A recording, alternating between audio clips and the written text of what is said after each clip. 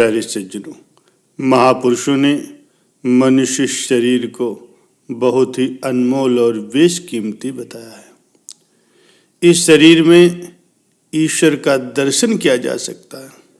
ये मृत्युलोक काल प्रभु का देश है। भगवान हमें कर्मों के अनुसार सजा देते हैं।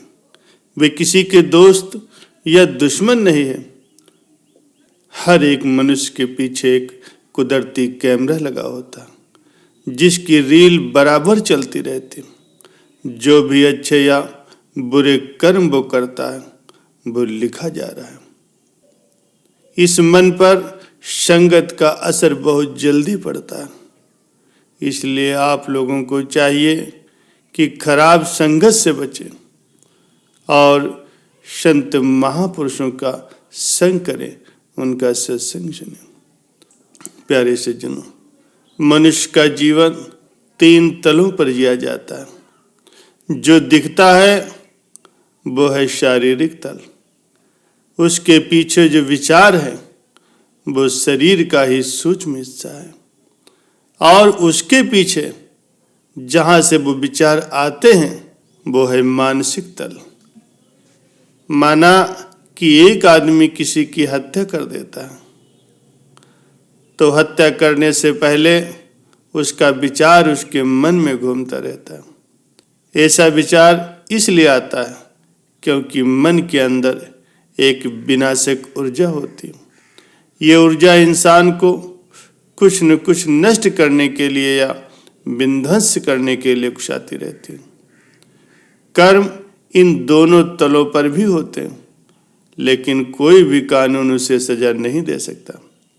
कानून तो सिर्फ शारीरिक कृत्य को ही अपराध मानता है और सजा देता है, लेकिन जिंदगी के कानून के मुताबिक मन में किसी का नुकसान करने का विचार लाना ही अपराध की जड़ है, और इसकी सजा अंतरात्मा ही देती है। प्यारे सज्जनों, आपके मन में अगर किसी के प्रति कोई दुर्भाव आया तो समझ लो आपका पतन होना आरंभ हो गया। सजा सदा आंतरिक होती है, बाह्य नहीं। क्रोध आने पर आपका हृदय जल उठता है, शरीर उत्तप्त हो जाता है, और यही उसकी सजा है। जो नकारात्मक भाव के बारे में सच है, वही सकारात्मक भाव के बारे में भी। किसी का भला करने का ख्याल, किसी की सहायता करने का विचार ही आपके भीतर शीतल पुरवाइयाँ चला देता है। आपके हृदय में कुछ खिल सा उठता है, यही उसका पुरस्कार है। दूसरे लोग आपको क्या पुरस्कार दे सकते हैं? प्यारे सज्जनों, हमारे द्वारा किए गए अच्छे या बुरे कर्मों की सजा हमें इस जन्म में या फिर अगले जन्म में अवश्य मिलती है। बहुत पुराने समय में एक रानी हुआ करती थी, जो कि सर्वगुण संपन्न और बहुत ही ज़्यादा खूबसूरत थी, जिस कारण से उसकी चर्चा अपने देश के साथ साथ आसपास के देशों में बहुत हुआ करती थी। एक दिन एक हकीम उसके नगर में आया और रानी के बारे में सुन करके वो उसके महल की ओर चल दिया। वहां जाकर के उसने रानी को उसकी सुंदरता सारी उम्र बनाए रखने का एक बड़ा ही जटिल उपाय बताया। उस हकीम ने कहा, महारानी जी, आप चाहें तो मैं आपको एक ऐसा उपाय बता सकता हूँ जिस उपाय को करने पर आपकी उम्र कितनी भी हो जाए, मगर आपके चेहरे का निखार कभी भी खत्म नहीं होगा और आप हमेशा ही जवां और खूबसूरत दिखेंगे। लेकिन इस उपाय को करने के लिए आपको 100 केचुओं की बलि देनी होगी।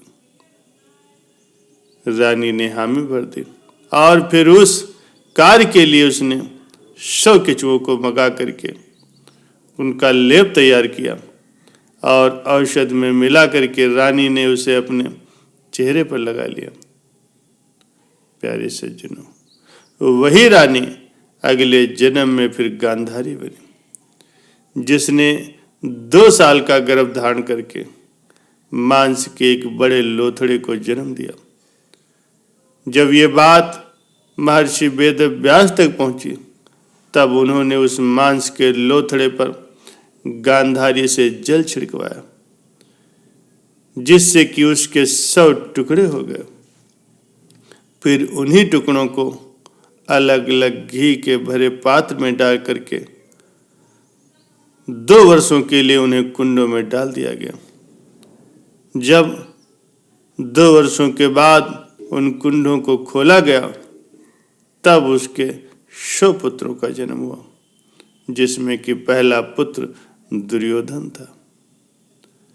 प्यारे सज्जनों, लेकिन गांधारी के पिछले जन्म के कर्मों का फल इस जन्म में उसके सामने आकर के खड़ा हो गया और उसके बंधे हुए नेत्रों के सामने ही उसके 100 के 100 पुत्रों का सर्वनाश हो गया।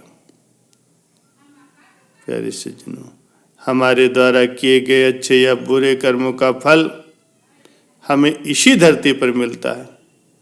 जब किसी व्यक्ति के साथ हम अच्छा करते हैं, तो वही चीज हमें कहीं न कहीं किसी न किसी समय पर आकर के मिलती है, और जब हम बुरा करते हैं, तब वही चीज हमें कहीं न कहीं पर आकर के बुरे रूप में हमारे सामने आती है। प्यारे सज्जनों, कर्म ही मानव जीवन की दशा और दिशा तय करता है। कर्म से ही कोई इंसान होता है और कर्म से ही कोई शैतान होता है। कर्म से ही कोई व्यक्ति महान होता है, कर्म से ही कोई व्यक्ति भगवान हो जाता है। भगवान गौतम बुद्ध कर्म से ही भगवान बुद्ध बन गए। इसलिए गोस्वामी तुलसीदास ने लिखा है कि कर्म प्रधान विश्व करि राखा, और जो जस करे सो तस फल चाखा। हमारे जीवन के सुख दुख हानि लाभ सब कर्म के ही अधीन है। यदि कोई जागृत अवस्था में कुछ समय के लिए कर्म करना छोड़ दे, तो वह ऊंची से ऊंची अवस्था होगी, जिसे हम ध्यान कहते हैं। ध्यान में शरीर और इंद्रियां तो काम नहीं ही करती, मन भी विचार शून्य हो जाता है। यदि इस अवस्था में हम रह पाए, तो बिना कर्म किए भी बड़ा कल्याण हो सकता है। वाल्मीकि लंबे समय तक ध्यान समाधि में लीन रहे और उन्हें आत्मज्ञान प्राप्त हो गया, और समाधि टूटने पर उन्हें पुनः कर्म में नियुक्त होना पड़ा। प्यारे सज्जनों, कर्म किए बिना कोई भी व्यक्ति नहीं रह सकता। कर्म हमारे जीवन का आधार है, इसलिए कर्म अवश्य करें, पर अशुभ कर्म न करें। जीवन को समुन्नत बनाने वाले कर्म ही करें, शुभ कर्म करें, ताकि मनुष्य जीवन पाने का जो हमारा उद्देश्य था वो पूर्ण हो सके।